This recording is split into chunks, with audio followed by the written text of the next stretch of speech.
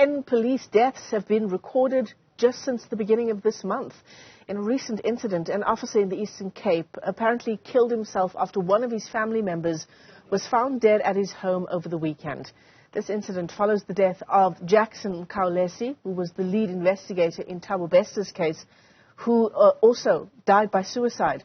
Let's try and make sense of these police deaths with a senior research associate at the Centre of Criminology at the University of Cape Town, Dr. Simon Howell, joins us via our video link this morning. Simon, it's great to see you. Thanks very much indeed for coming on. 10 deaths since the beginning of June. That number does seem incredibly high, doesn't it? It is quite high, yes. Although you must remember that police do have about 11 times higher suicide rate than the general population in South Africa. So while this is a spike, so to speak, I mean, there is a very high level of suicide rates generally within the police forces for a variety of reasons. But, yeah. Yeah, and not all of these deaths, if I'm correct in the information that I have here in front of me, not all of them were suicide, but quite a large number were indeed deaths by suicide in the police force. 11 times, you say, the general population in the country. Is this something that is high up on the agenda of police officials? I think it is quite an important concern for the police officials or police management. That being said, I think there's still a long way to go for the police to implement the right psychosocial support services so as to help police officers who are dealing with issues. I think we must remember that police deal with a lot of trauma and experience a lot of violence in their general working lives in this country. And as such, there is a need for very specific and tailored support services so as that they can help deal with these things as they encounter them in their day-to-day jobs. Journalists, for example, who also perhaps one could argue encounter an increased level of violence insofar as our coverage of stories. We are sent to debriefs every so often. The advice is always to talk to a psychologist to try and work through some of that trauma. Of course, that violence is a lot more personal. It's a lot more in person for police. What in an environment that they operate in that you've just described, what else is needed outside of being debriefed, for example? Well, I think, there needs to be at each station, there needs to be some sort of permanent psychosocial support so as that, police officers can not only debrief but also go and see someone should they need extra help. They often have issues, interpersonal issues or, concerns with their marriages and and that needs some support. At the moment, I think the key concern is that there's an institutional culture that undermines the concept of support, but also that often support is not available in the levels or substantively as it is needed in the police. So, they may offer support in some instances, but it's not the sort of deep support that people who are experiencing the levels of violence that police experience really need every day. Yeah, absolutely.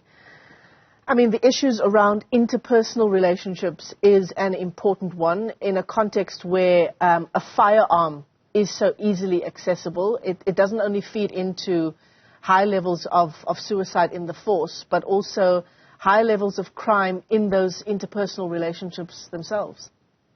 Indeed. There is a concern around police officials engaging with their partners or having arguments and then using their firearm. And of course, the concern, as you mentioned, that it's an easily accessible weapon that is right there. So, there's not only a need for psychosocial support, but further training and further concerns about how to handle it and, how to keep the firearm safely when the officer is not on duty or active duty. All of these things, I think, need further attention by SAPS in the long run. Yeah. It's such a difficult balancing act, isn't it? Because police have such a big job as it is in our country.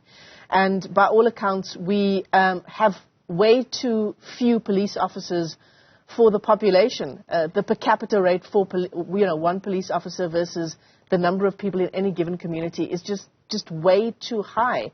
I just wonder if things like this do fall by the wayside, just given how much is lacking in the SAPS as it is, and how big the job of crime in South Africa is. I think so. As you mentioned, these sort of support services do fall by the wayside because it is such a busy environment and because there's such a high caseload within the police. But it's also, it's a qualitative concern, is that South African society as a whole is is incredibly violent, for that matter. And so it's not simply that, you are busy, but you're also dealing with a lot of trauma and a lot of traumatized people and a lot of violence in the day-to-day job. So, that has a toll ultimately on everyone's psychological and social needs and frameworks. So these are typically seen as something that is as a sideline, or a support type of service, when in fact it should be a primary service. Yeah, absolutely. There's been a big drive to try and get more officers into the force here in Gauteng. We have officers that have been employed by the Premier in Gauteng, also as a way of sort of boosting the kinds of numbers we have on the ground to try and deal with crime.